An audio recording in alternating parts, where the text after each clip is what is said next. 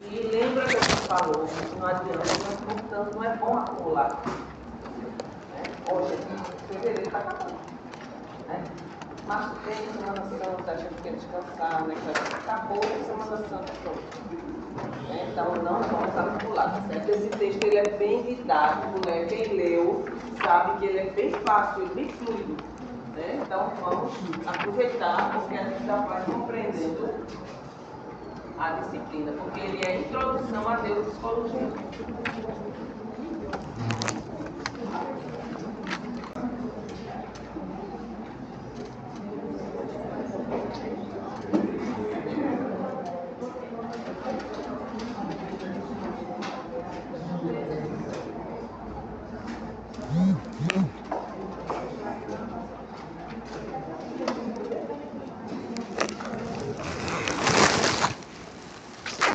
Sou quem não leu, mas o que a gente tem de neuropsicologia?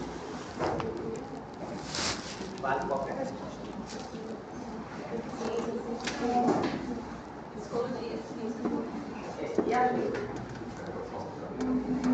O que a gente é? Psicologia, ciência que estuda o comportamento. E a neuropsicologia, que é aquela estuda? Comportamento dos neurônios. Não é bem o comportamento dos neurônios, mas é Como quase. ele influencia no comportamento da gente. Pelo que eu texto, eu acredito que é o comportamento através das disfunções cerebrais. Como que o comportamento se dá através, por exemplo, de um AVC. Como funciona a Né? Então, o comportamento com relação, né, ao cérebro, né, ao sistema do nosso sistema neurológico. Então, a mudança do comportamento, né, a neuropsicologia ela se dedica a estudar a mudança do comportamento relacionada ao sistema neurológico, ao nosso sistema neurológico.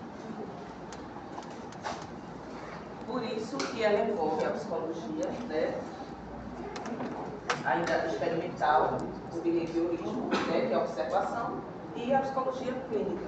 Então, a neuropsicologia é uma ciência nova, recente, dos séculos passados, né, século XX, que se desenvolveu a partir da convergência da neurologia com a psicologia. Então, os neurologistas, né, eles sentiram a necessidade, a medicina ela sentiu a necessidade, então detecta uma mudança de comportamento, né, depois da pessoa sofrer um impacto, né, em algum lobo cerebral.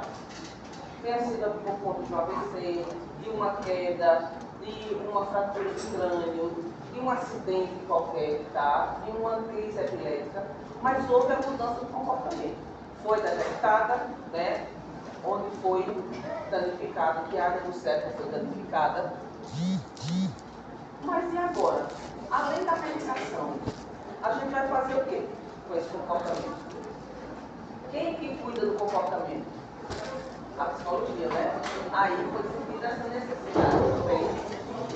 E aí, que se desenvolveu a partir de convergência de neurologia, está situada numa área de interface entre a neurologia e a cognição, que é o comportamento, ele tem como base a cognição, né? Ou seja, a inteligência. O objetivo é estudar as modificações comportamentais que resultam da lesão cerebral, como falou a nossa colega, qual é o nome? Light, né? Então, o enfoque central da neuropsicologia é o estudo da relação do sistema nervoso, né, através do comportamento e cognição, e o estudo das capacidades mentais mais complexas.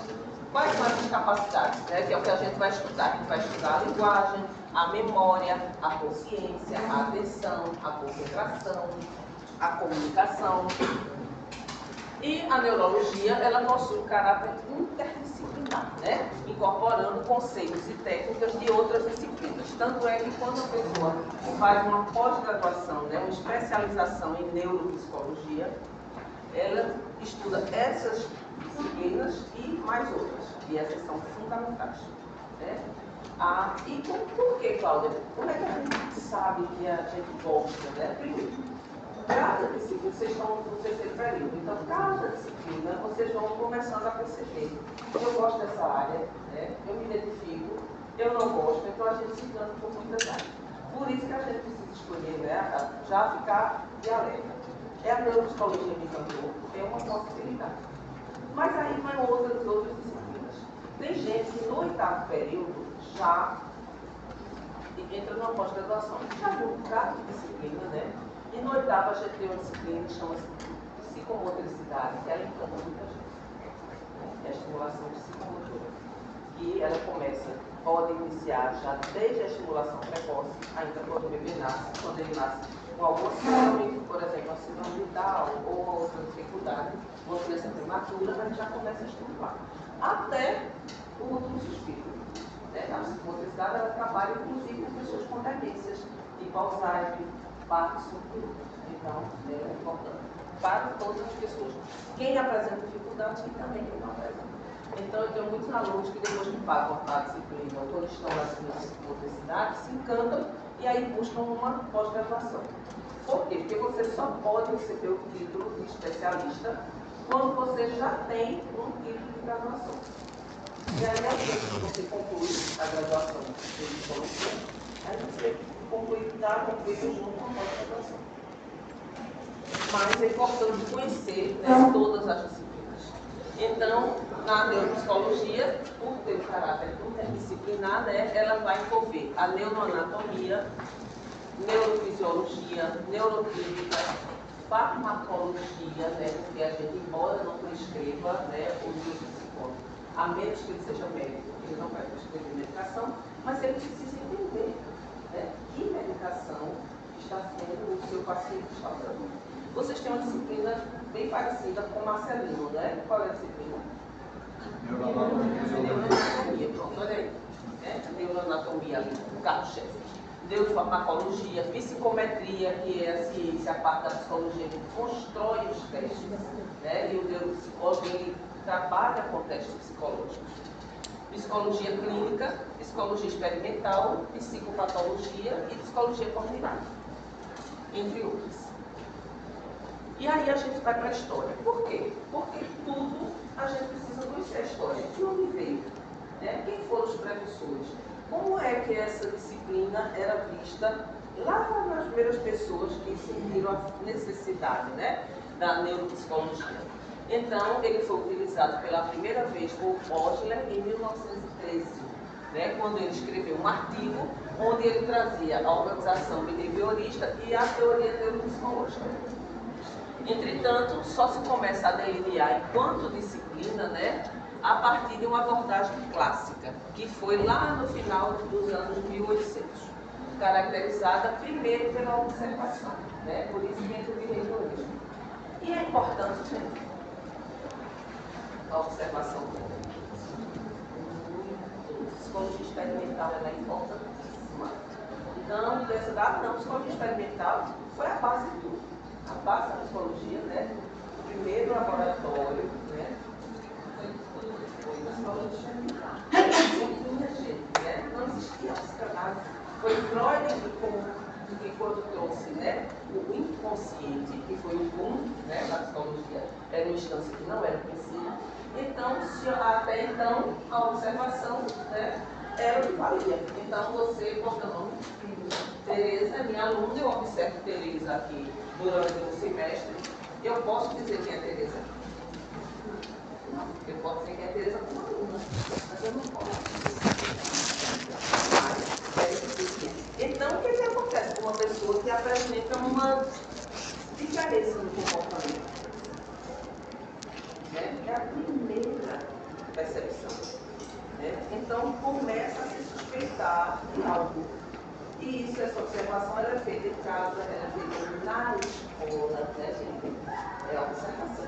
Então, a abordagem clássica, né, caracterizada pela observação e realização de estudos clínicos do paciente com lesão neurológicas e alterações cognitivas. Então, ao observar essa alteração de comportamento, o professor ou familiar, né, vai encaminhar para uma avaliação, vai observar se esse comportamento está constante e vai encaminhar. Primeiro, a gente nunca encaminha primeiro para o neuropsicólogo, né?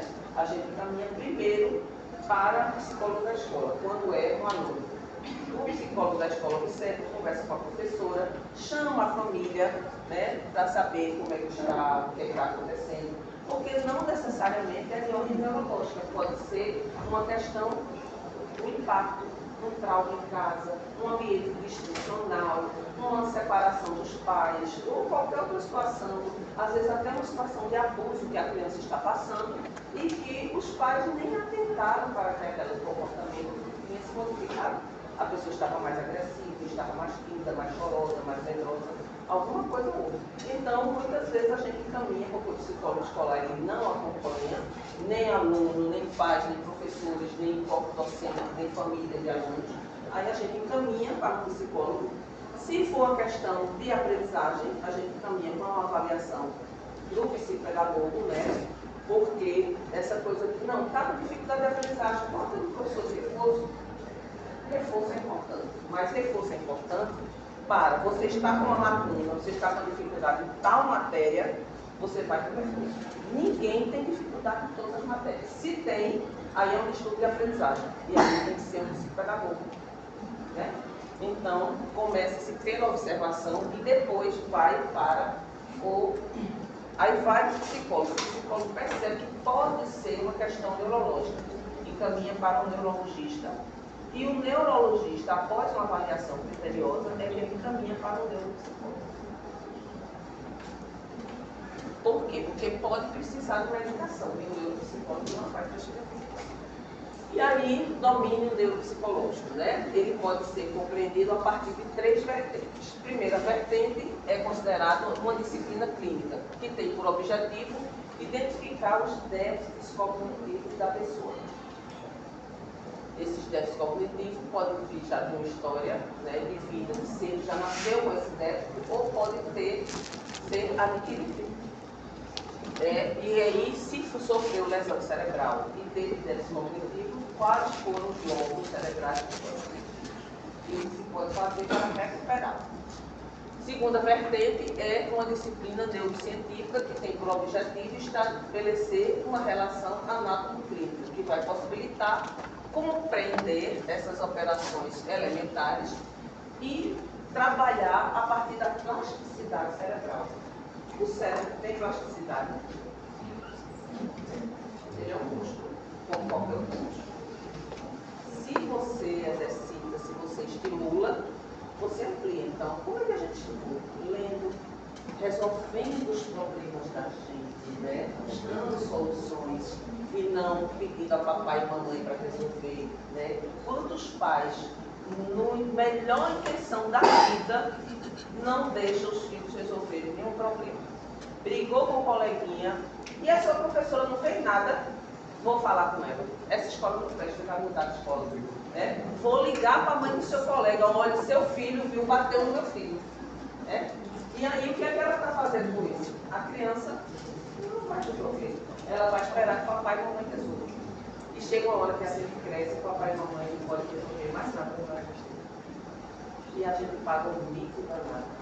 Né? Eu já tive há muitos anos em outra instituição, uma aluna no 8º período, que disse que não ia fazer a atividade solicitada, que era mais da metade da nossa. A prova só valia de 0 a 2, ela não fez e queria que a prova dela valesse 10 e eu disse que não era possível, porque isso teria que ser combinado com a turma toda. Você quer fazer prova ou você quer fazer uma atividade? Isso não foi combinado. A prova era 0 a 2, a atividade de 0 a 8. E ela não conseguiu me convencer. Numa outra aula, outra semana, quando eu cheguei, estava papai e mamãe na porta. Né? Porque a bichinha, ela tem que ter direito, a senhora está sendo injusta com a minha filha. E aí a turma viu e, coitada, ela trancou a matrícula, tanto que ela ficou com vergonha. Então, para que a gente não chegue, né, nessa situação, porque imagine, preste uma psicologia. Quando você pode trazer uma psicologia, você já é visto como psicólogo. Né? Como é que você vai ajudar as pessoas que chegam com seus problemas se você não consegue resolver assim? Se o papai e a mamãe não falam. Então, isso é uma construção. E a gente precisa deixar, né, que as pessoas, né, possibilitar uma melhor compreensão acerca das operações elementares, da dinâmica, estimular esse cérebro a buscar resolver seus problemas, né? Claro, que tem situações que aí a família tem que ir em cima mesmo, né? Não é também agora a Cláudia disse que eu deixo meu filho lá que as férias. Não é assim. Mas a gente precisa ter. A minha filha mais velha, eu lembro que ela pequenininha, com 5 anos, né? No colégio, e ela chegou chorosa, ela chegou e disse, mamãe, o que fazia véu, né? Que era coordenadora da escola, porque o velho bateu em mim no colégio. Eu disse, meu Deus, veja só. Não vamos ligar para a Tia Pel, porque já o colégio já fechou, né? Já estava tarde. Amanhã a gente resolve isso. Aí eu fui levar ela, cheguei mais cedo, né? Sentei no banquinho na entrada do colégio, dentro do colégio. Eu disse, olha, o único homem que tem no colégio é seu fulano, que é o senhor que ficava no portão. Ela viu só observando. Ela chegou, abraçou ele, me perguntou, como é que você está, Lívia? Fez brincadeiras? Não, foi ele. Né? Vamos ver qual foi o velho que bateu nela. Sentamos no banquinho e ficamos esperando o velho passar. Nisso passa um garoto da Alfa, né, que hoje em dia é peruano. Olha, mamãe, foi aquele velho que deu em mim. Agora imagina a minha cara se eu tivesse ligado para o colégio dizendo que o velho bateu na minha filha. Né? Por que o velho? Porque ele tinha 7 anos, ela tinha 5. Então, Um idoso, imagina, eu fazer o repor, né? A diretora ia chegar, né, para a professora, o que aconteceu, o pai de quem bateu. Ia primeiro para o porteiro. Né? Não foi o porteiro, então foi o pai. Um irmão mais velho, né, um portador. Não era ninguém que sabia onde estava. E aí eu disse, olha, veja, vamos conversar, né? Vamos conversar com o tia Luciene, né? Porque ela observa melhor na hora do recreio. E nem tinha sido, ele bateu, ele estava brincando, passou, bateu, ela caiu e se viu ofendida inclusive, né? Então hoje ela é uma adulta, ela é mãe, e ela até hoje a gente grita com essa história. Né? Quando os filhos dela chegam, como é que você quer agora? Eu sou velho, então é isso, gente. A gente observar o comportamento, isso é empirismo, isso é observação, e é importantíssimo. Tá? E a terceira vertente é caracterizada como uma disciplina cognitiva, considera o desempenho em testes, né? Tarefas obtidas pelo sujeito que tem, que apresenta uma lesão cerebral, formula testes e hipóteses a partir das teorias cognitivas elaboradas com base em estudos realizados em pessoas que não tinham impacto, né, ditas saudáveis, contribuindo assim para uma melhor compreensão humana. Então, o neuropsicólogo, ele vai utilizar testes que foram usados em pessoas que não tinham comprometimento, porque a partir daí se percebe o grau de comprometimento da pessoa. Se faz uma bateria de testes, se faz uma boa anamnese e daí monta um programa para a evolução dessa pessoa. Né? Com tudo anotadinho. A neuropsicologia experimental tem como objetivo investigar essa relação entre o funcionamento e os processos psicológicos. Atenção, concentração, afetividade, leitura. E a psicologia clínica é a avaliação das capacidades, como a gente acabou de falar. Então, a gente avalia, estabelece o que está preservado e o que está comprometido, e assim a gente vai poder realizar um programa de reabilitação neuropsicológica em indivíduos com as queixas associadas às condições neuropsicológicas. Então, eu faço essa bateria, eu aplico essa avaliação que dura, em média, 2 meses.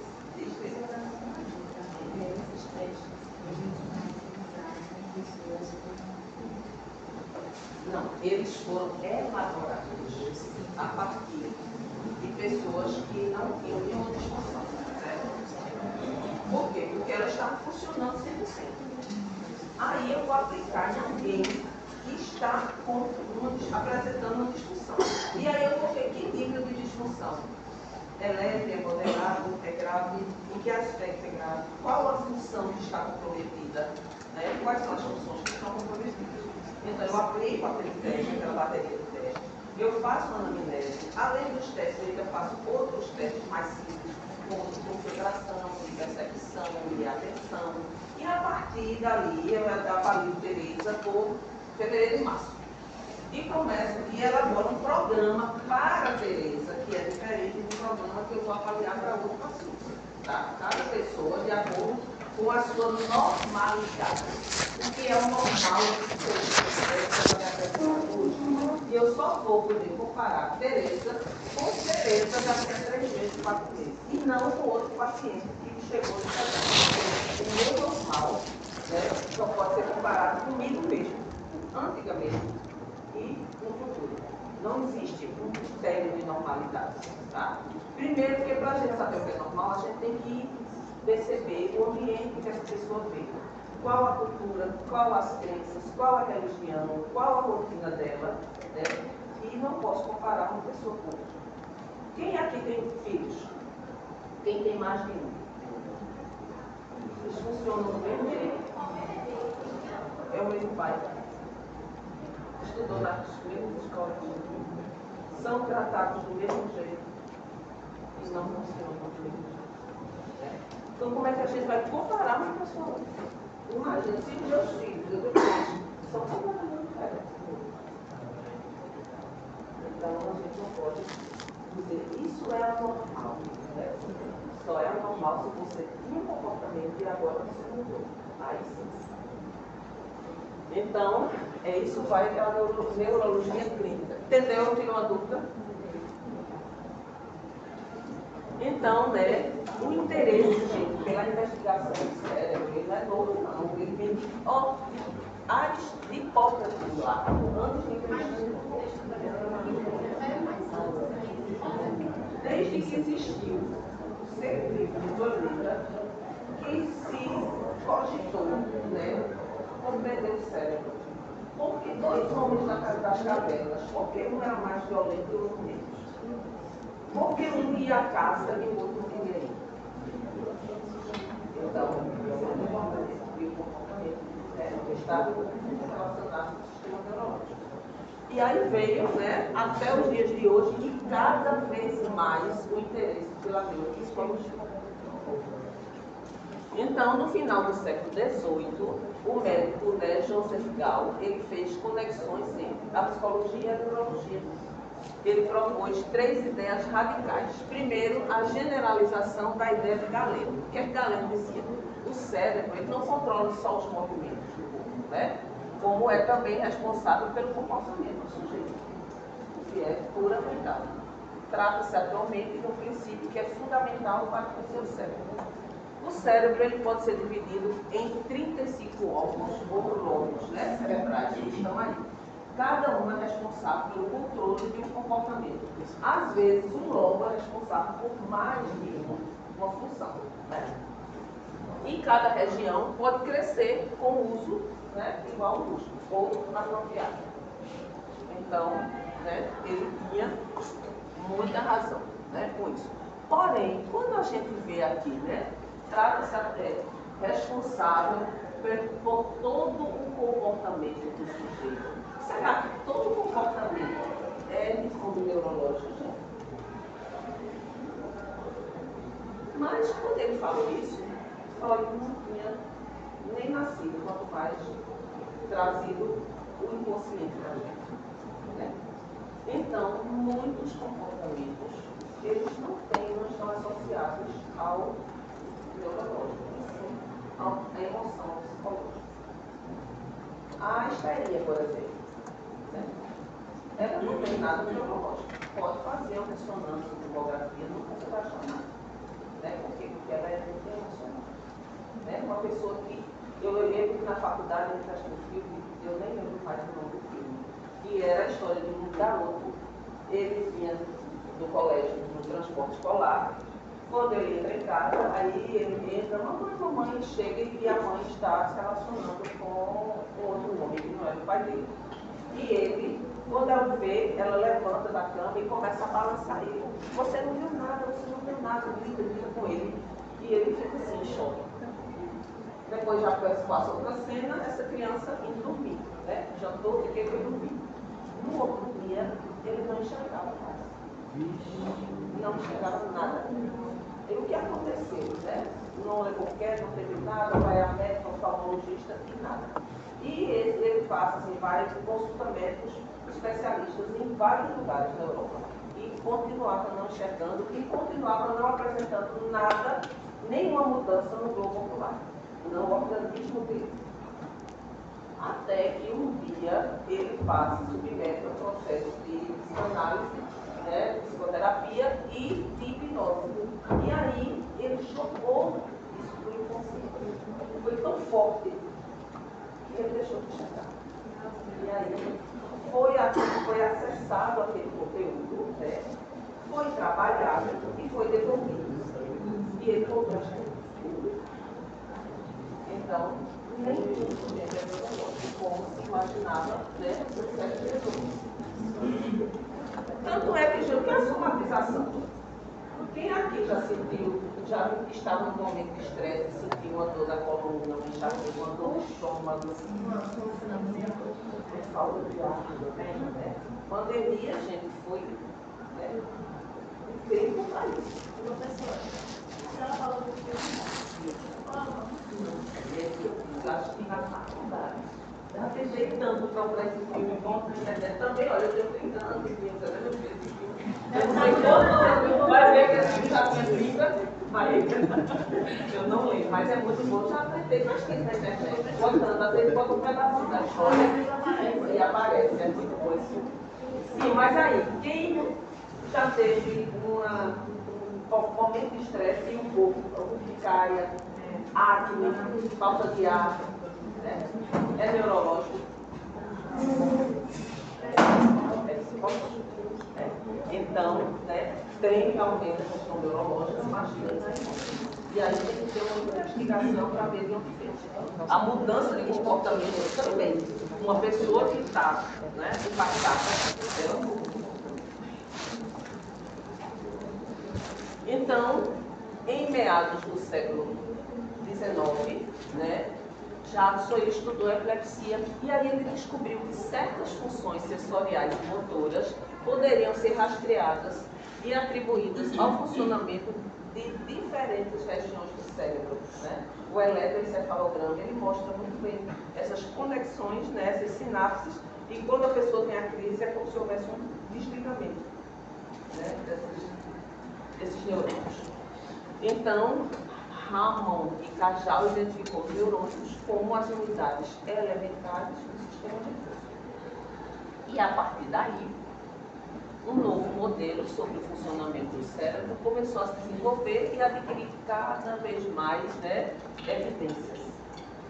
Os neurônios eles estão organizados em estruturas bem definidas, bem organizadas, e cada estrutura, cada grupo, né, e não cada neurônio, como se imaginava, é responsável por função específica.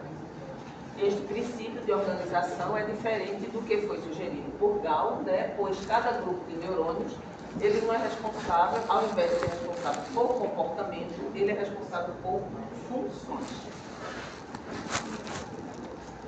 E aí, quem lê o texto, né, Broca e Wernicke, eles aparecem lá bem importantes, não é isso? Ele anunciou a sua famosa frase, né? Nós falamos com o hemisfério esquerdo. Na época, o hemisfério esquerdo. Muito importante, o direito era secundário. Nem se, né, se achava que era só a coisa da emoção. Mas a gente fala, né, a fala ela está localizada no esquerdo e ainda tem uma coisa, se você for canhoto, ela está localizada nos dois. Ela pode estar localizada nos dois, então é uma vantagem. Se a pessoa tem um AVC e ela é canhota, ela pode não perder. Quem é canhoto aí? 1, 2. E quando a pessoa não entende como é que espera cobrir? É uma ideia. E descer nos próprios capítulos. O 8º período de psicomotricidade que vai trabalhar nisso. Essa é a ideia. Desse jeito. Mas é porque isso está famoso, né? Continue treinando. Né? Porque o que é que acontecia, gente? Né? Há muitos anos atrás. Vocês sabem como é o nome que se dá a canhoto? O nome verdadeiro é sinistro. Sinistro. O que é absurdo? É algo ruim, né? No carro, quando há uma avaria, é o quê? É um sinistro, né? Então, gente, tudo que era relacionado ao lado esquerdo era do demônio. Então, o que é que faziam com as crianças que nasciam, né, com o lado dominante esquerdo? Amarravam a mão esquerda para que a pessoa recebesse uma direita. E isso pode dar um estilo de personalidade. Né? Fora que, na época, logo que eu me formei, eu tive um cliente que ele tinha tido um AVC e ele paralisou do lado direito, mas o esquerdo funcionava plenamente. Só que quando criança, ele era um senhor português, ele já tinha 80 e poucos anos. Quando criança, lá em Portugal, a professora dele amarrava a mão dele na cadeira. Quando ele chegava, a mão esquerda já estava amarrada, para que ele escrevesse com a direita. Quando ele teve esse AVC, atingiu o lado direito. E na época se usava muito cheque ainda. Então, ele era desses homens bem machistas, né? A esposa, embora ele tivesse muito dinheiro, mas a esposa, se quisesse um dinheiro, tinha que pedir a ele dizer para que era, se queria. Ele era um empresário. E aí, ele teve que fazer uma conta conjunta com ela, e ela deitou e rolou. Né? Todos os pagamentos dele, ela assinava o cheque, porque ele não podia mais. Ele era injuriado com isso. Né? Veja, né? Ele teve uma lição no final da vida. E se ele não tivesse amarrado a mão direita, a mão esquerda, o AVC não teria prejudicado.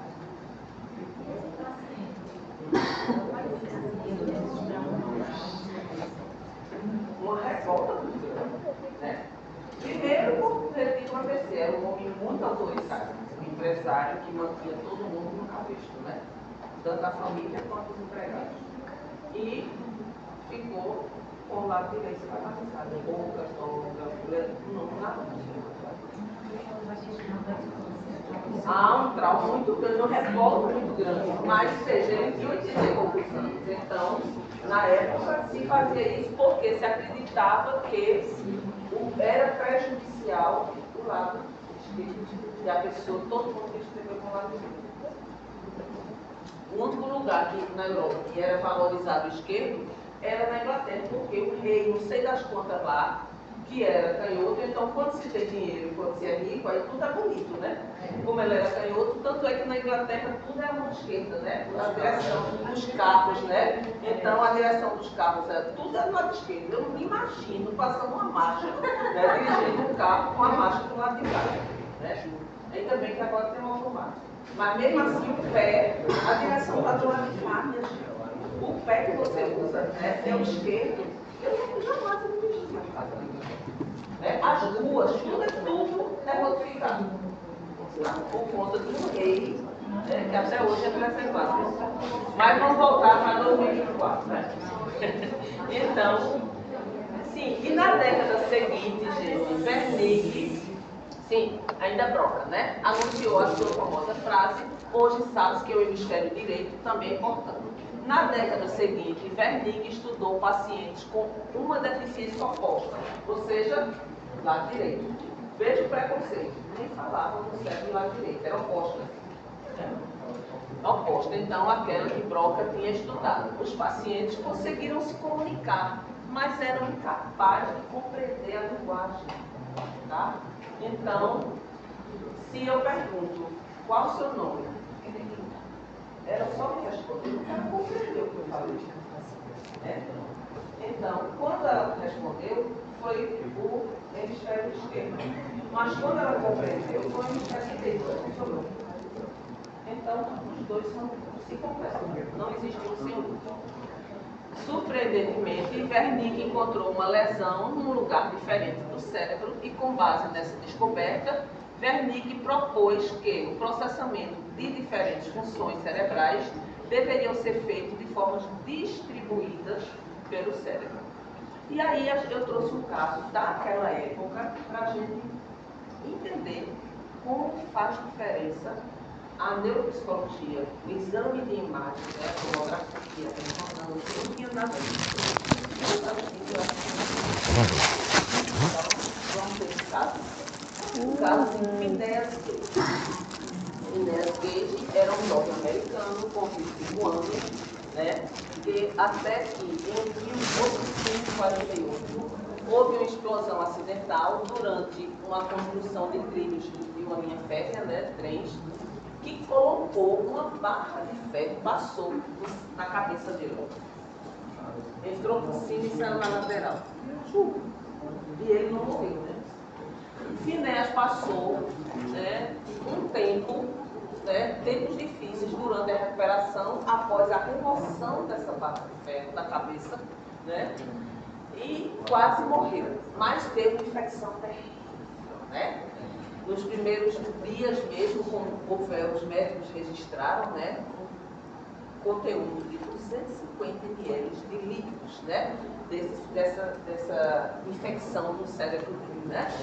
Então, após quase 3 meses de cuidados médicos no hospital, ele voltou para a casa dos pais e começou a retornar às tarefas normais do cotidiano, tomar banho, comer com a mão dele, né? E até meio experiente ele aguentava fazer as coisas.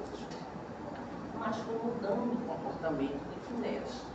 A mãe logo notou que parte da memória dele parecia estar prejudicada, apesar de os médicos dizerem que nada, não tem nada a ver, não afetou a memória, né? A capacidade de aprendizado e a força motora também foram alteradas.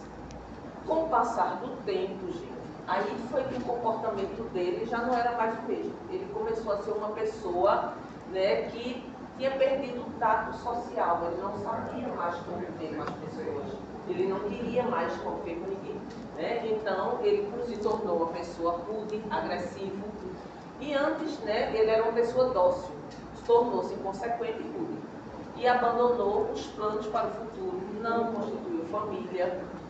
Ele não conseguiu se recuperar o emprego, claro, né? Não conseguia se relacionar com as pessoas, e por anos ele se tornou uma espécie de museu ambulante. E afinal, como um homem que tem um cérebro atravessado, ele pode sobreviver, né? Sem maiores danos. Era um caso tão notório que por 2 anos a comunidade médica se recusava a acreditar que ele tinha sobrevivido. Como na época não existia a neuropsicologia, não existia o exame de imagem, ele não teve a oportunidade de recuperar. Pelo contrário, ele foi cada vez regredindo mais. Né? Hoje a gente sabe que a neuropsicologia, a neurociência, essa pessoa não teria sido prejudicada dessa forma. Eu tenho uma filha que a colega dela, quando eu estava no 9º ano, foi atropelada. E aconteceu esse dano no cérebro e o comportamento dela modificou muito. Então, depois de meses, ela voltou para o colégio e ela se isolava, não falava com ninguém, não saiu do esporte, da natação, estava assistindo aula, daqui a pouco ela pegava os cadernos, jogava tudo no chão, dizia um pouco de palavrão e ia embora para fazer a porta. Né? E aí ela começou a ser acompanhada por psicólogos, psicoterapia, e hoje ela tem um comportamento assim mais tranquilo, não ficou 100%.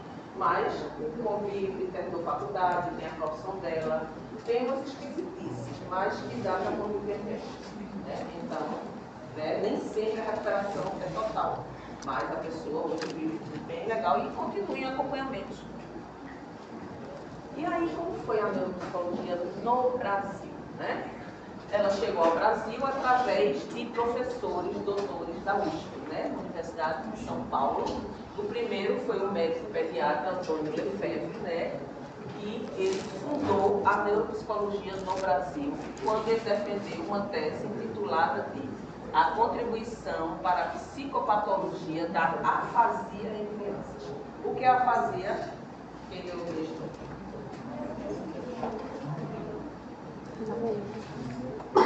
Hoje pode consultar o texto, viu? A prova é afasia.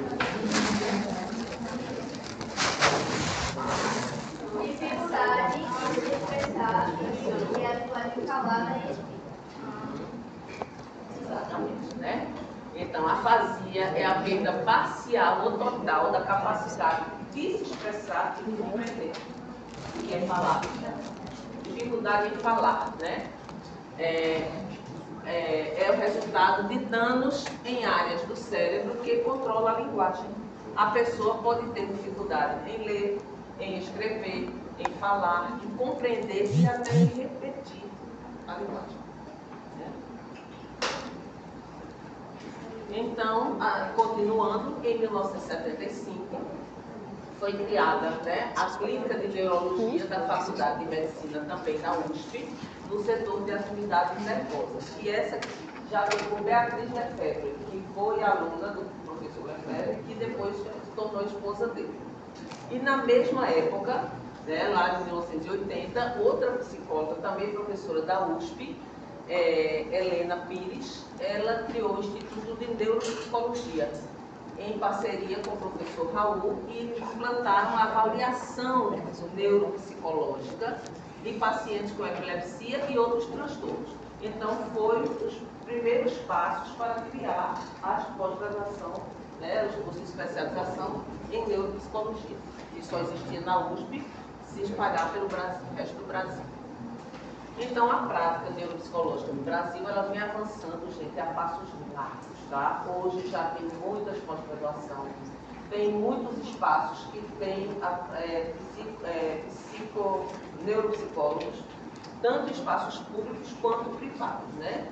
Principalmente aqueles vinculados a universidades públicas, né? Porque eles têm os cursos e eles fazem essas avaliações, esses acompanhamentos, ou por um valor simbólico, como a gente tem psicoterapia nas clínicas de psicologia, ou muitas vezes até sem cobrar, dependendo da situação do paciente. Então, a formação e a atuação do profissional do psicólogo nas práticas neuropsicológicas ganhou impulso a partir de 2004, quando o Conselho Federal de Psicologia reconheceu, né, através de uma resolução, como especialidade em psicologia, para fins de concessão e registro do título. Então, a partir daí, as pessoas, quando terminam essa especialização, não existe graduação em neuropsicologia, só especialização, aí elas vão ao Conselho de Psicologia, ou do seu conselho, pode ser fonoaudiólogo, fisioterapeuta, e aí o conselho coloca na carteirinha, né, que você tem especialização. E eu, como eu tenho, na minha tem psicomotricista, né, e existem duas maneiras, não sei se eu já falei para vocês, como você pode se tornar um especialista com registro no conselho, né? Você pode fazer uma pós-graduação ou você pode se submeter a uma prova do Conselho Federal. O caminho mais fácil é a pós-graduação. Ela dura 2 anos e a partir do momento em que você tem uma graduação, você pode ter o outro é a prova do conselho, né? A gente simplesmente é uma prova que foi o meu caminho para a psicomotricidade, eu não fiz pós. Eu já tinha implantado a psicomotricidade no colégio que eu trabalhava, já era professora de psicomotricidade nas instituições de ensino, na graduação, e aí você, 50% da nota é a comprovação que você atua por mais de 10 anos ou mais naquela área. E aí eu tinha a comprovação tanto do colégio quanto então, da faculdade, né? E 50% é uma prova escrita. E essas provas que o conselho faz, geralmente a cada 2 anos. Mas as vagas são poucas, né? Porque eu fiz só eram 2 vagas no Brasil. Mas o registro está lá, na minha carteira. Então, tem esses para vocês que estão em graduação, né? O caminho é a prova. E aí pode ser importante, mas vale muito a pena, né? Abre realmente muitas portas. Mas agora, lembra que eu falei que a gente precisa, né, é bom a gente saber qual é o nosso canal de aprendizagem. Se você é mais visual, mais auditivo, mais sinestésico, vamos fazer. Não precisa tirar a folha do caderno. Pegue a folhinha aí do caderno, né, uma caneta, um lápis e vão colocando os números de 1 a 20, tá? Em cada questão que eu colocar aí, você vai assinalar a letra A, ou a letra B, ou a letra C. Não pode ser duas, tá? Tem hora que você queria até assinalar as 10, mas não pode. Tá? Só pode escolher uma. Então vamos lá.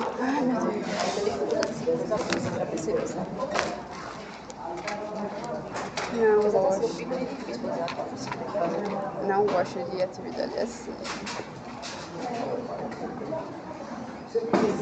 Minha ansiedade vai lá pra cima.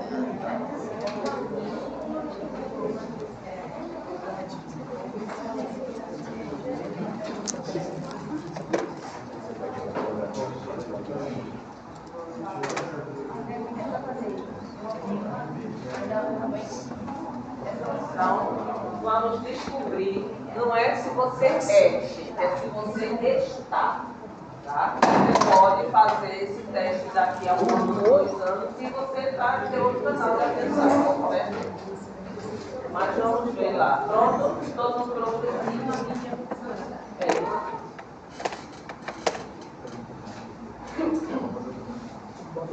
Só pode uma alternativa, viu? Ou A ou B ou C. Sim, outra coisa, vamos fazer, evitar falar em voz, pensar em voz alta, porque aí a gente influencia o outro. Né? Eu acho que eu sou assim também. Tá? Então, cada um faz o seu. Vamos lá. Eu gostaria mais de fazer esse exercício por escrito, verbalmente ou realizando tarefas. Eu sim.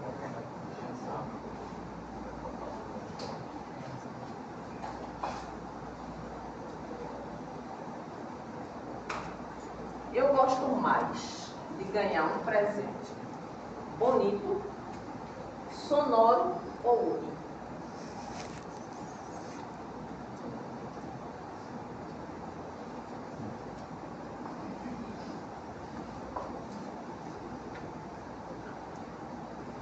Eu tenho mais facilidade de recordar nas pessoas a fisionomia, o nome ou as atitudes.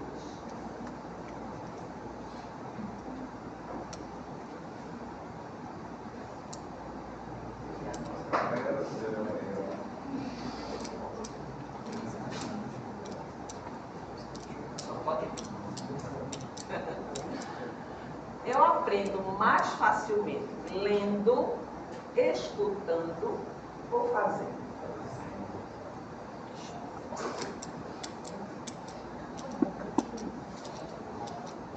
Vou até contar uma coisa aqui para depois eu contar uma história para vocês. Eu gosto muito de história.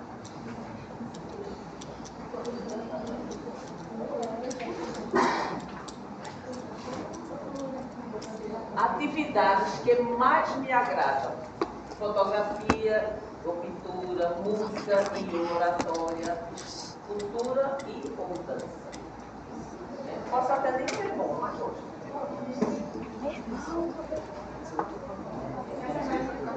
É seu, não vou pedir nem vou ler em voz alta ninguém não, viu? É seu. Leve para a sua terapia.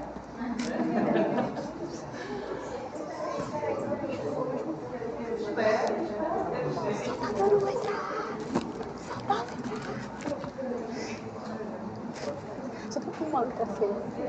Só pode. Vai ficar mais difícil. Na maioria das vezes, eu prefiro observar, escutar ou fazer.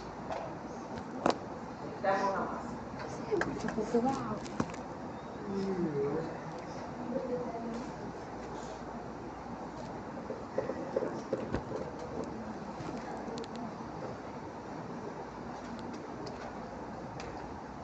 Ao recordar momentos felizes, me vem à mente as cenas, os sonhos ou as sensações.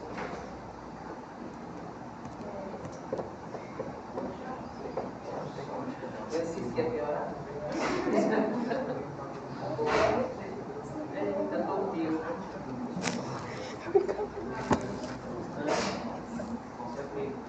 Só um trecho que foi feito. Desistiu, isso é frio, é? Não é sono com frio. Tá com sono.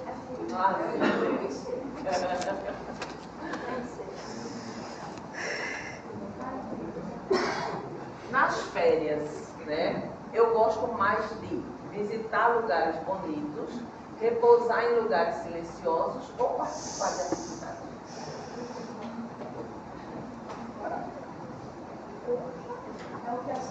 Não, é o que eu gosto. Era tão bom se dissesse que eu gostasse, né? Tinha nem graça. Minha vida não tem silêncio. Tem desafio a vida. Eu valorizo nas pessoas, principalmente, a aparência, o que elas dizem ou o que elas fazem. Pode seja sincero para você mesmo, porque eu não vou perguntar, nem vou olhar o que você escreveu, não.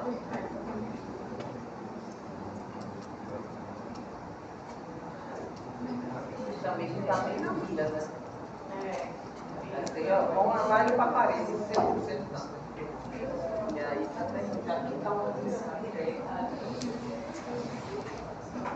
Eu percebo que alguém não existe ecrasiado, viu, gente? Isso aí foi um erro da ditadura. Né? Eu percebo que alguém gosta de mim pelo jeito de me olhar, pelo jeito de me falar ou pelas atitudes que manifestam em relação a mim. Só.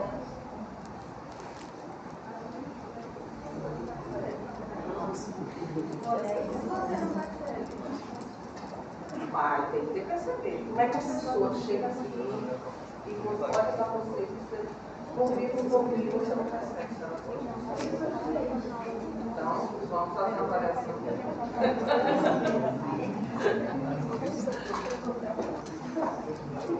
Percebe, a gente percebe se a pessoa gosta ou não. Meu carro preferido não quer dizer que é o que eu posso comprar, tá? Tem que ser, eu preferi uma coisa, ter dinheiro para comprar outra, né? Mas eu prefiro, então eu tenho o direito de preferir, né, não?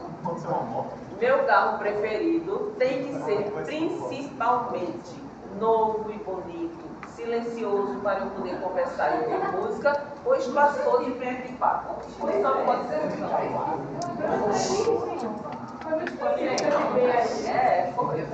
silencioso, que tem carro que é uma barulheira. Não tem gente que se agonia. Eu tenho um amigo mesmo, ele para o carro em qualquer lugar. Deixa só uma coisa que fez na sala. Ele não consegue dirigir os barulhos que ele tem no carro. É um esportivo,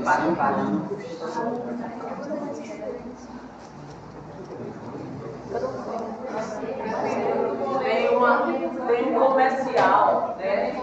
Faz tempo que eu não vejo esse comercial. E era um comercial do som JBL, que era assim, a mulher reclamando do barulho do carro, né? E o cara não consertava o carro, batia a porta, tudo batia no carro. E ela reclamava, vou resolver isso. Aí comprava um som JBL bem grande e ligava no maior volume. Aí ela não escutava mais o bate-bate do carro. Dependendo do carro, o motor vai estar dentro, né? Quando eu vou comprar alguma coisa, eu me preocupo em olhar bem o produto, ouvir o vendedor ou experimentar. Eu não experimento. Eu não gosto de experimentar. Eu não produto para mim olhar para outras pessoas comprando. Sim. Olhar todo tempo. Às vezes ele não compra uma coisa meio com a Bahia, né? Uma maçãzinha, porque ele entendeu. Ou então experimenta mesmo. Eu tomo decisões com base no que eu vejo, no que eu escuto ou na minha intuição. Se eu ficar cega, acabou pra mim, né? Só tá apto. Só dá apto.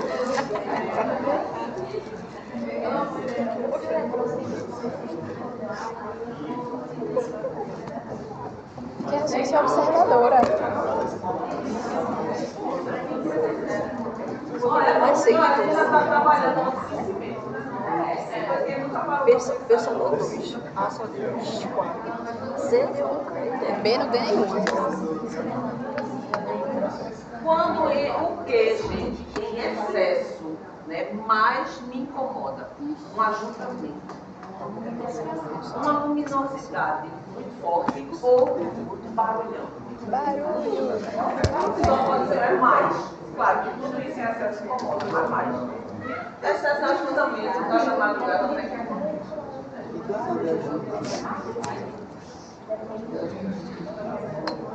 Mais um resumo que eu achei. Ajuntamento da gente. Eu acho que é. É. De boa. Tranquilo. Tranquilo.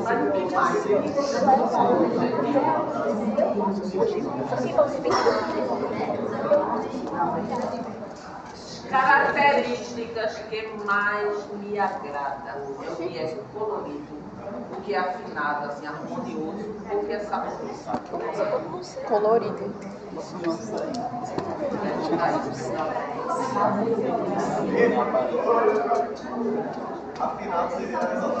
Organizado, harmonioso, sabe? Não tem lugar que você entra aqui todo bagunçado, que a gente se família. Mas nada disso, você nem gosta que é colorido, nem gosta que é afinado, nem gosta que é gostoso, nem gosta nada. Se eu tiver uma foto aqui, você vai ver. Não gosta de nada que é sabor. Não, veja, que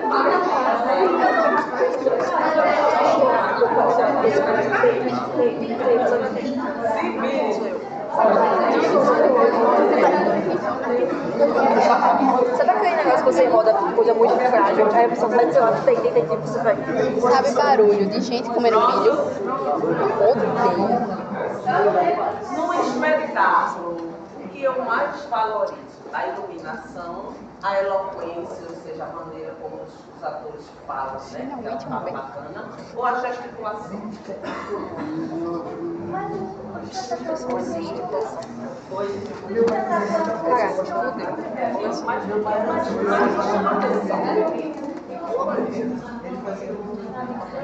Se deu muito certo, você é isso.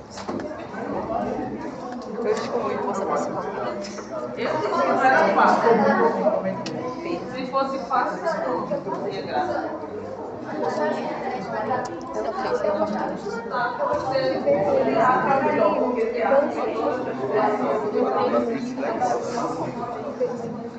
E a quando chama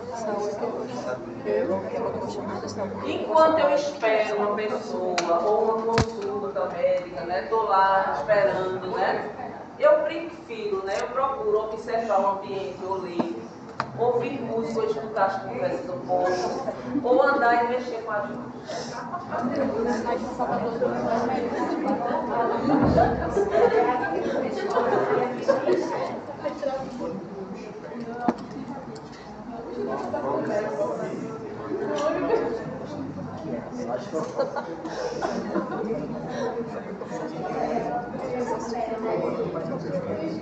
Eu me entusiasmo mais quando os outros mostram, quando os outros falam ou quando faz.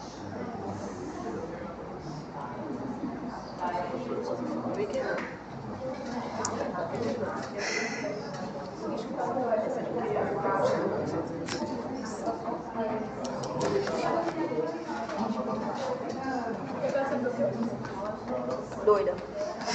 Ao consolar alguém, eu procuro mostrar um caminho, levar uma palavra de conforto, ou na hora eu faço isso, eu te empresto dinheiro, depois tu me paga, mas até meus problemas não vem me contar o que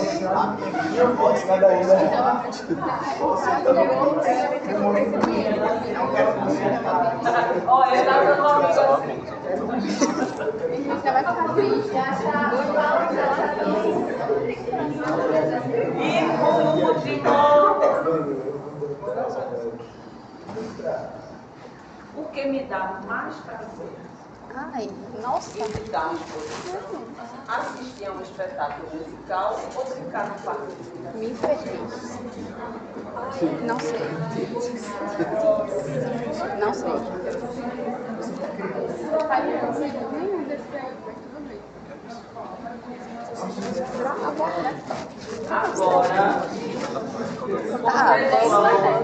Tá. somar quantas letras há Quantas letras B Uma. e quantas letras C você assinalou? Eu fiz que 4, 5, 6, 7.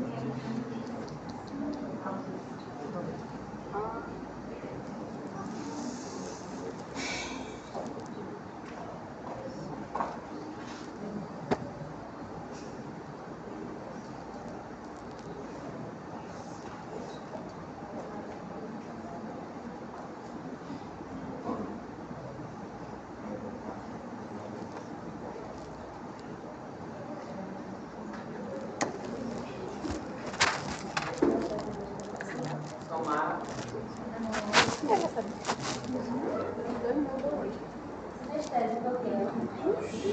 Anestesia móvel.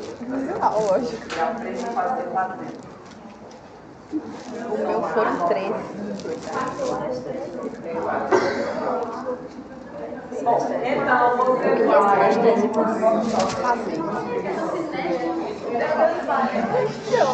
Então veja, Helenita, o que é que você vai fazer? Você vai colocar, né? Então Helenita, quantas letras A? 9. Quantas letras B? 2. Quantas letras C? 9. Tá? Então empatou aqui. Você vai multiplicar por 5. 2 vezes 5, 10. Helenita é 10. Ai, cadê? Tá? 9 vezes 5, 45. Helenita é 45% visual e também 45% sinestésico. O que é sinestésico? É que o movimento, aprende a fazer fazendo.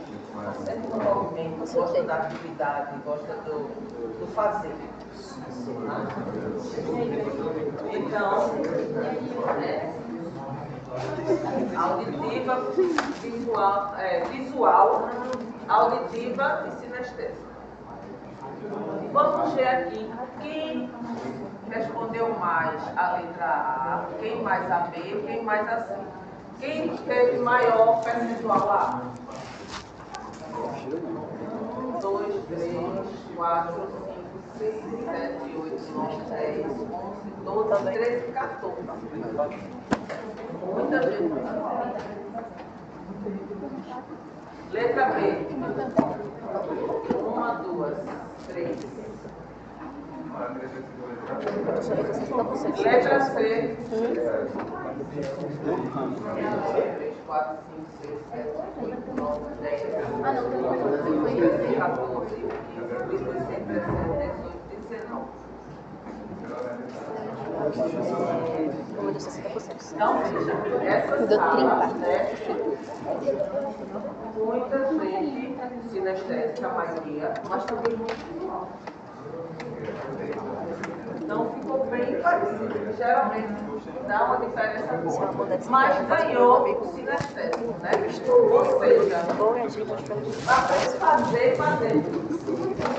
Qual o ideal?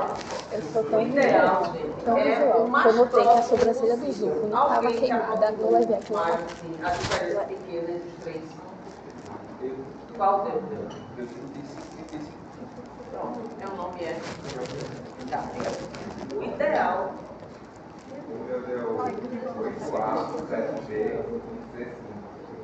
É, 2, 7, 5 também foi próximo. O meu deu 30, 30, 40. O meu também. Então, gente, o ideal é isso, é o mais próximo possível. Então, por exemplo, Helenita, né? Na auditiva, Helenita precisa desenvolver. Porque o ideal, gente, é a gente equilibrar, né? Todos os canais de aprendizagem serem fáceis para a gente, favoráveis. Principalmente porque o instrumento de psicólogo é muito machista, né? Agora, em compensação, e a gente sabe que a escuta, gente, ela não é só a palavra, né? O corpo fala muito. Então, quem é visual, mesmo sendo menos auditivo, mas ela é visual e o corpo fala muito. E às vezes a gente se expressa muito mais com o corpo do que com as palavras. E a palavra a gente elabora. Né? Eu, para trazer essa aula para cá, eu elaborei. E o meu corpo é que está aqui, se movimentando, falando. E eu posso estar falando uma coisa, né? E está assim, não, olha, não se preocupe, não, viu? Que eu vou fazer. Meia corpo, minha cabeça aqui não, minha mão aqui fechada, não, mas não se preocupe, vai ser ótimo na prova. Nem se preocupe. Vamos ser ótimo para quê?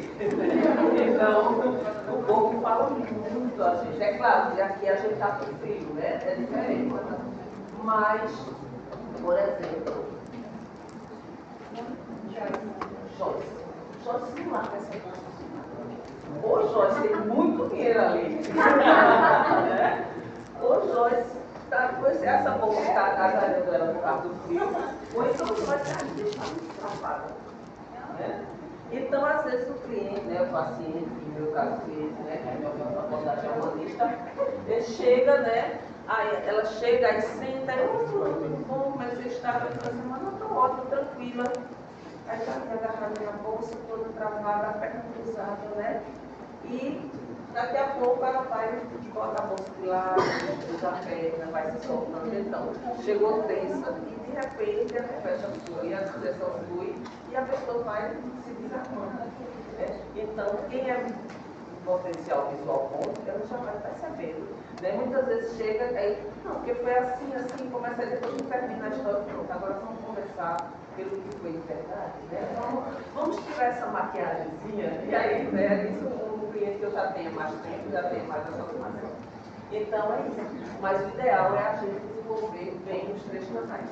Né? E aí, como não existe turma homogênea, eu gosto das minhas aulas nos três tipos. O visual, quando a gente faz um slide colorido, né? O auditivo, quando a gente conta um exemplo, conta uma história, porque ele vai ficar, né? Que quem é auditivo vai lembrar muito mais do que escutou na aula, do exemplo que alguém deu, do que do que tinha no texto. E aí a gente aproveita os exemplos para a aula. E quem é muito sinestésico, né? Se perder, quem foi que deu muito aqui sinestésico e menos os outros? Né? Então, você também, né? Joana. Então, Joana perde 2, 3 aulas. Aí o representante manda os slides para a Joana. Ela liga para alguém e diz, olha, o que foi que Cláudia falou na aula? Não foi assim, assim, assim. Mas Joana não vai ter uma nota boa. Por quê? Porque Joana ela é sinestésica, ela tem que estar no movimento, ela tem que estar inteirada, né, você também, para que você. Então não basta isso. E isso muda, viu, gente, no canal da gente. Eu lembro que eu era muito visual. Hoje eu já consigo equilibrar visual, o sinestésico auditivo. O auditivo é menos e o sinestésico visual está muito empatado. Mas eu sou tão visual que eu lembro uma época, no colégio ainda, né? Eu fiz uma prova e na época eu pedia muito conceito, né? Dia, mês, ano, só faltava pedir a hora. E eu botei assim textualmente. Aí o professor disse, é impossível alguém colocar, porque era um conceito bem grande, eu coloquei data, eu coloquei lugar, eu coloquei um monte de personagem. E aí ele disse, é impossível alguém responder assim sem ter filado, né? Sem ter consultado, desfilado, consultado. Aí eu disse, veja só, pessoal, isso aqui está na página tal, na parte superior do lado direito. Aí ele abriu o livro e estava bom. E ainda tem uma figura assim na página. Eu olho.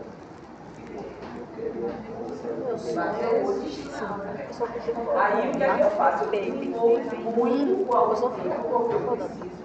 Eu lembro que uma época, um ex-cliente meu, ele foi embora morar no Rio de Janeiro, e veio passar a final de ano aqui no Recife e mandou uma mensagem para mim.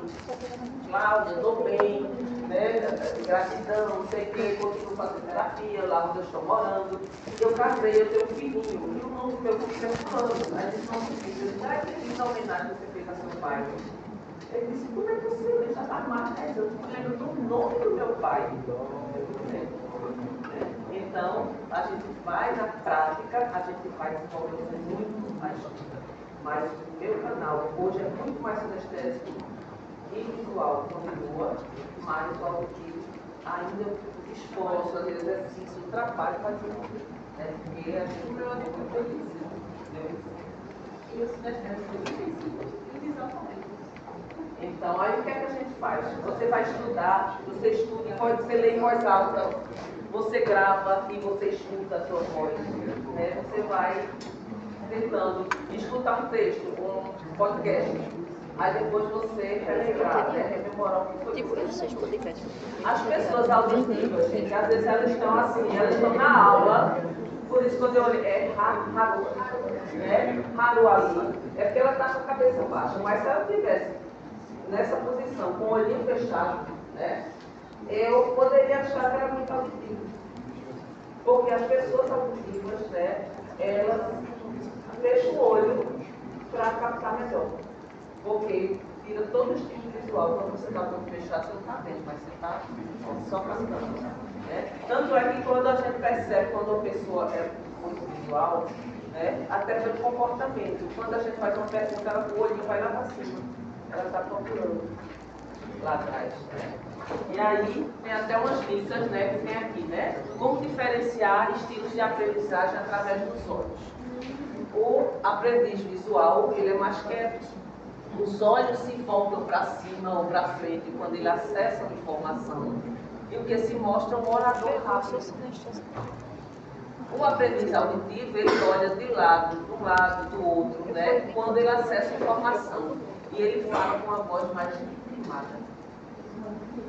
E o aprendiz sinestésico se move muito, né? Se mexe, cai lá, volta, nunca para, né? Olha para a direita, olha para baixo, acessa informações e se mostra um orador mais lindo. Então a gente já começa a perceber o jeito de cada um. E a maioria dos aprendizes visuais tendem a ser mais organizados, limpos, mais bem vestidos, se preocupa mais com o visual, né? Próprio. Os visuais, eles tenderão a desenhar um mapa se alguém lhe perguntar uma instrução. Onde é a tua casa? Olha assim, você perguntar o outro nessa rua, aí faz logo um mapinha, ó. Tem aqui a avenida, aqui.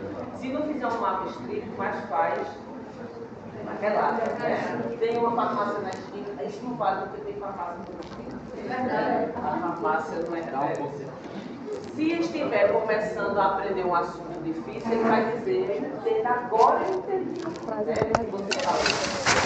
E no restaurante, você terá que olhar o cardápio com os próprios olhos. O garçom vai dizer o que tem que fazer.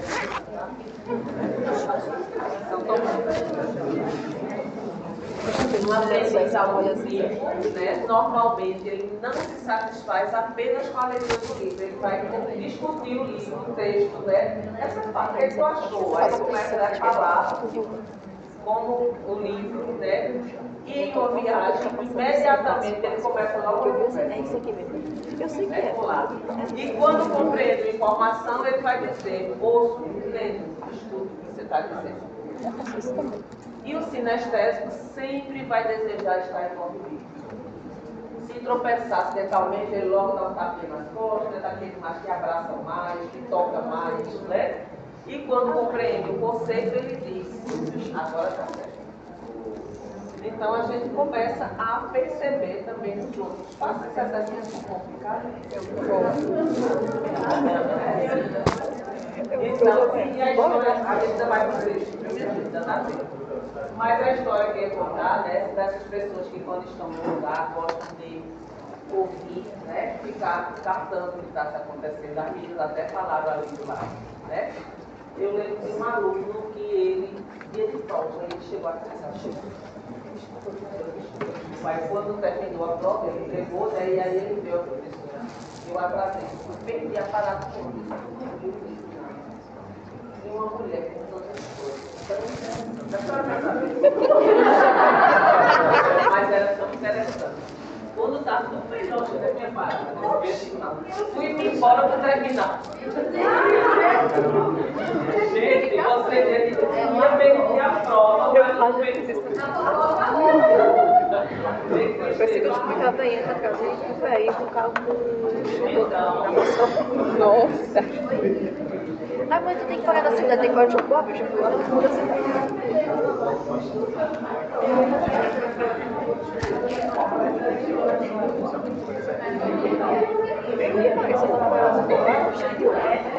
seria muito perdido. Bom, gente, então vamos fechar. Nesse frio aqui está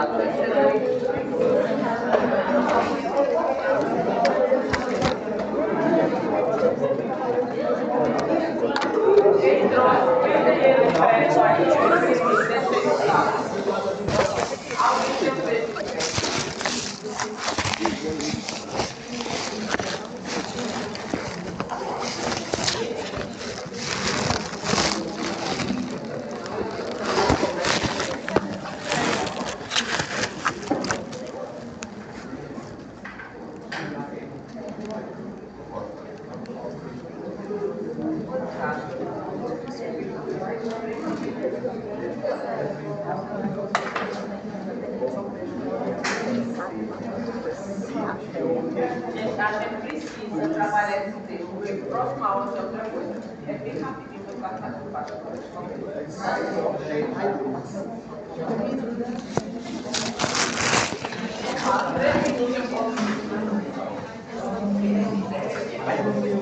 Eu não sou nem fã desse.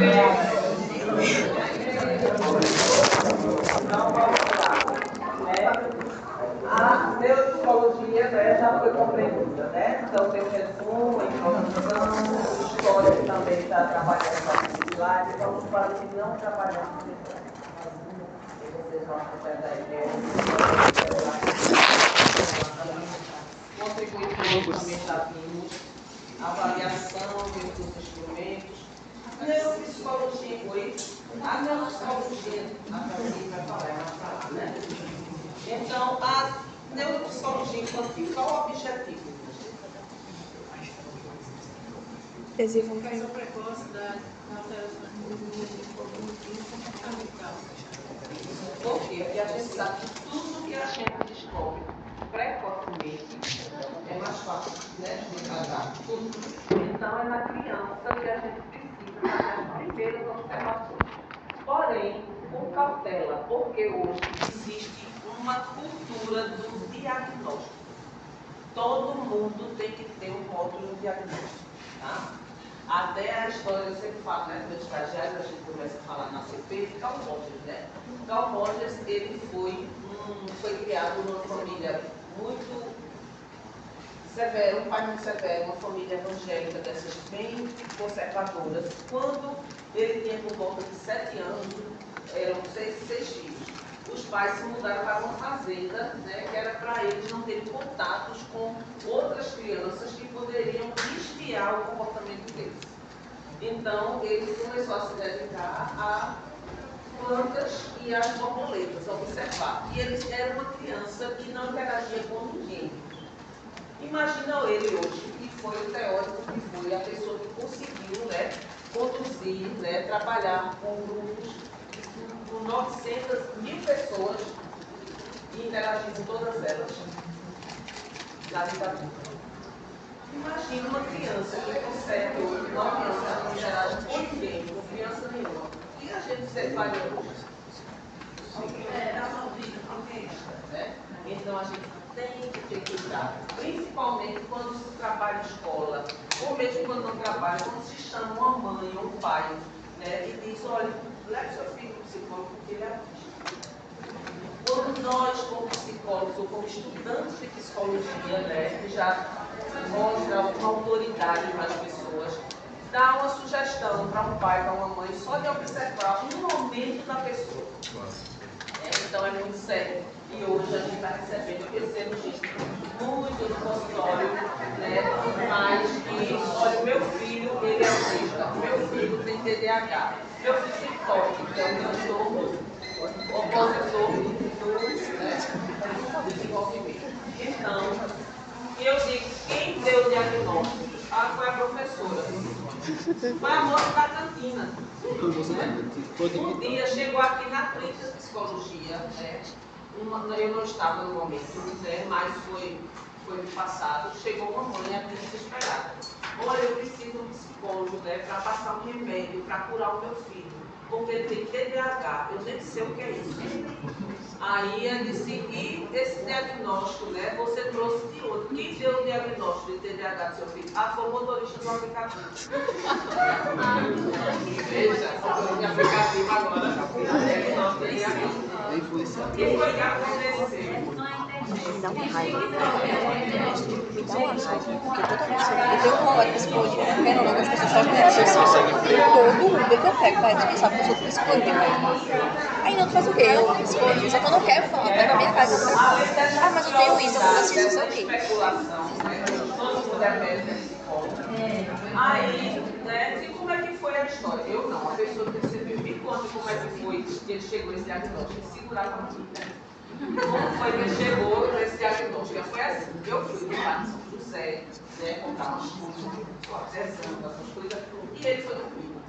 E aí, ele, quando eu cheguei, entrei no carro, ele estava toda agoniado, ele queria comer, ele queria abrir o capote, ele ficava de joelho, ele se mexia o tempo todo. E aí o motorista disse, seu filho, ele tem TDAH.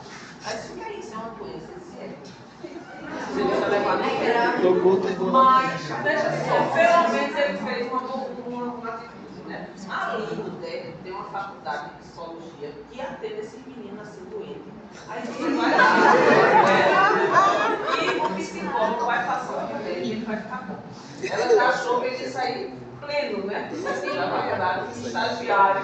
E abrir a boca, dar um remédio, uma vacina. E ele ia ser curado. O que é isso? E aí a gente vai explicar o que era, né? Que não era Italina.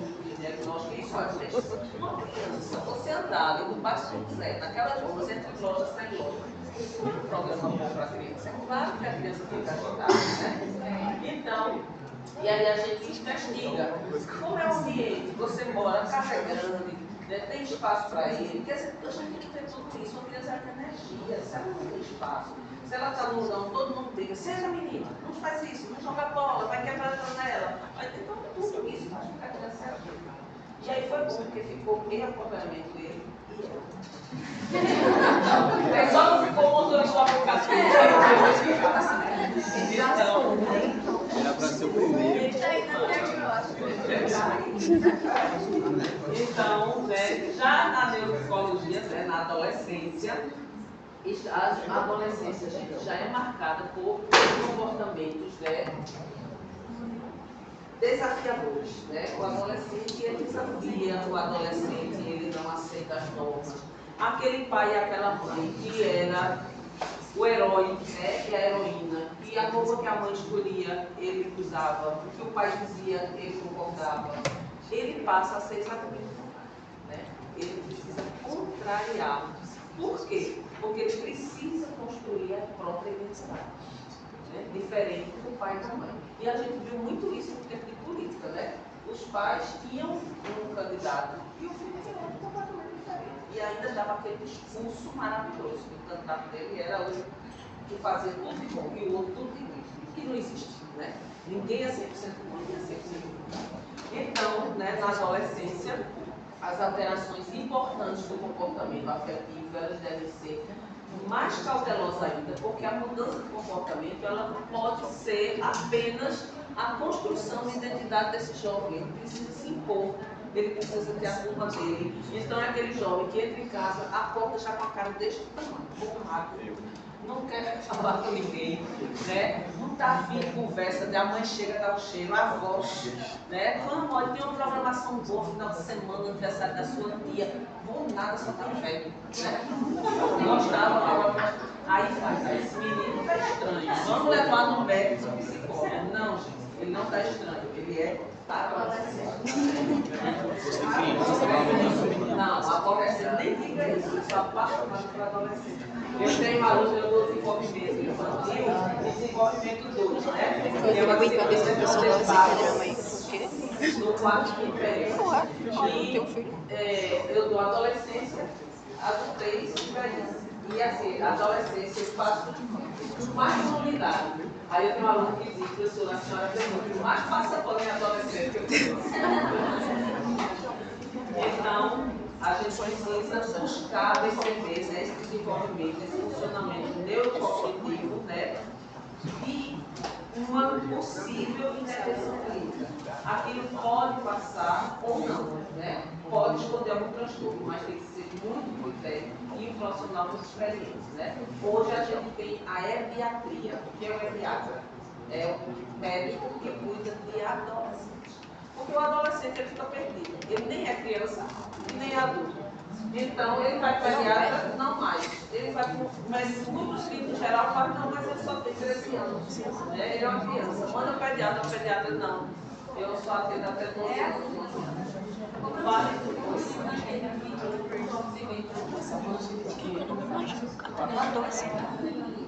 Eu sim. Você que eu me imagino, mesmo também vai criança. Mais criança. Eu não vi sexto.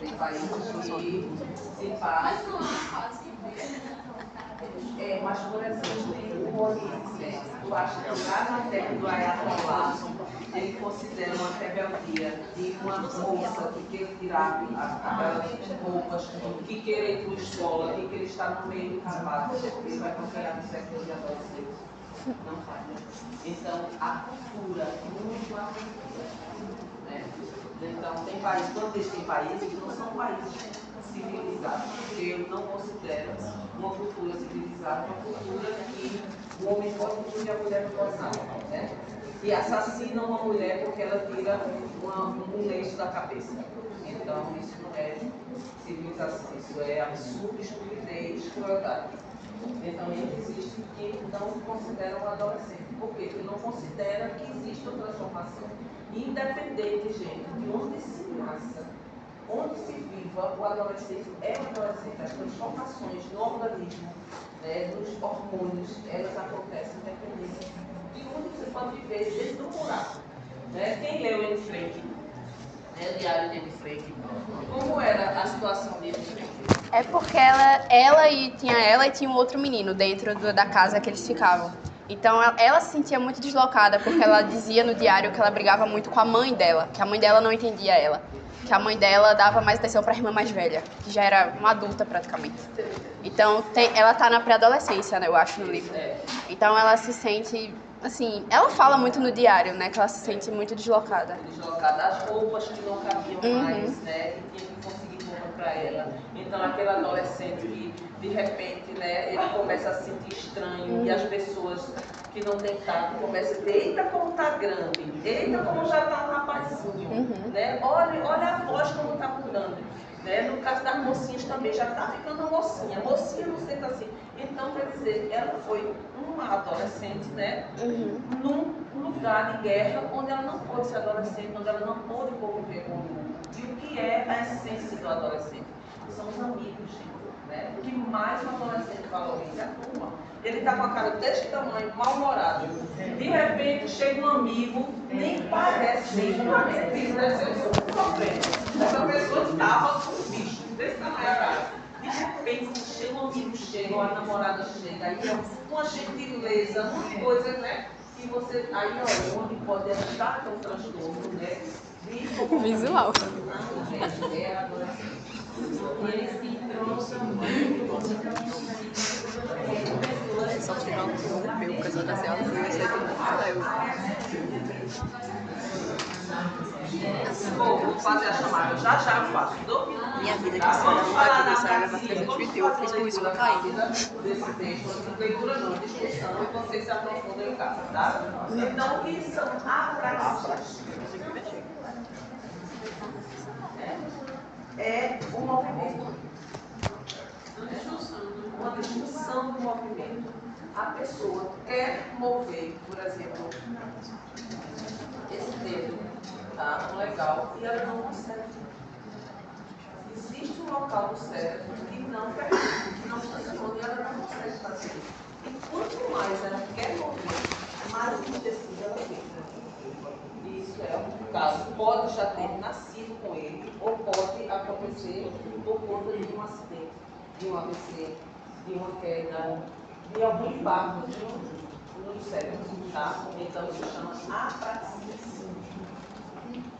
Agnosia, gente. O livro que eu sugeri, né, para vocês, que eu mandei no PDF, né, que é O Homem que Confundiu a Sua Mulher com o Chapéu. Né? O que é agnosia?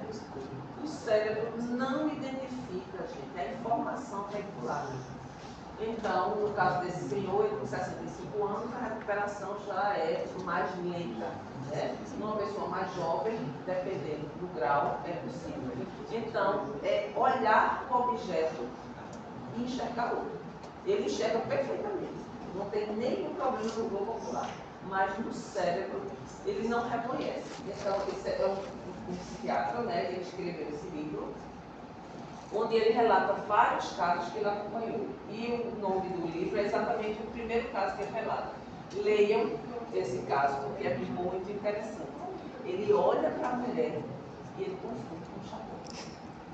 Ele olha para o objeto e vê outro. Eu até fiz a anotação, né? A agnosia visual neurológica dela está na neurologia clássica.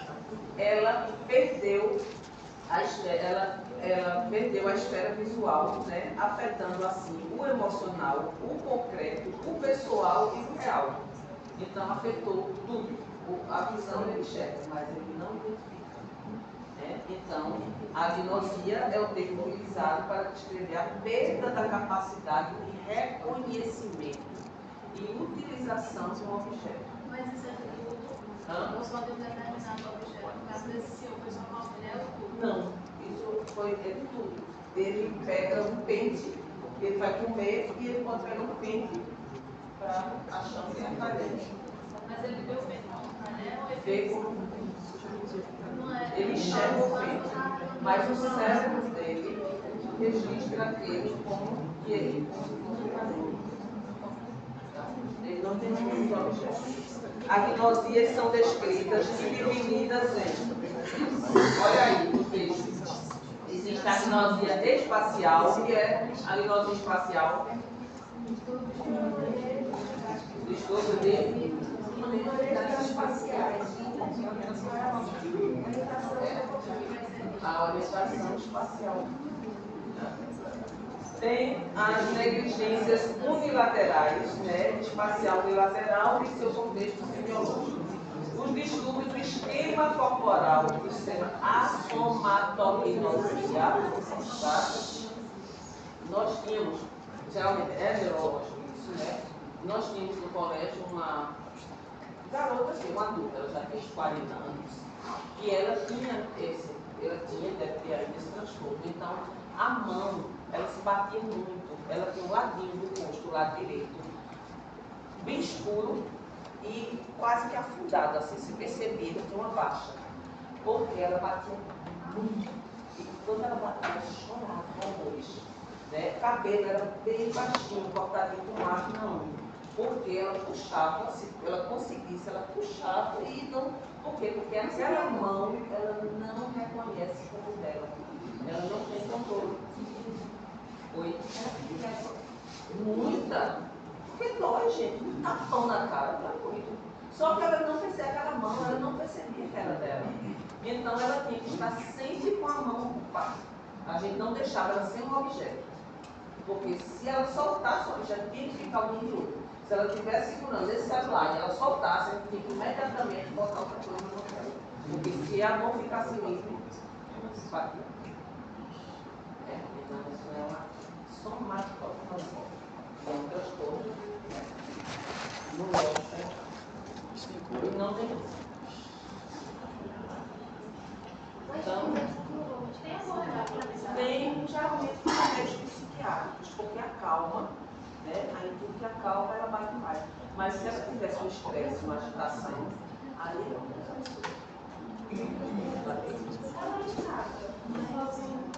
Não, ela mora com os pais, né? E assim também tinha todo o controle. E ela não foi muito grande, então às vezes ela precisava a grana dela mais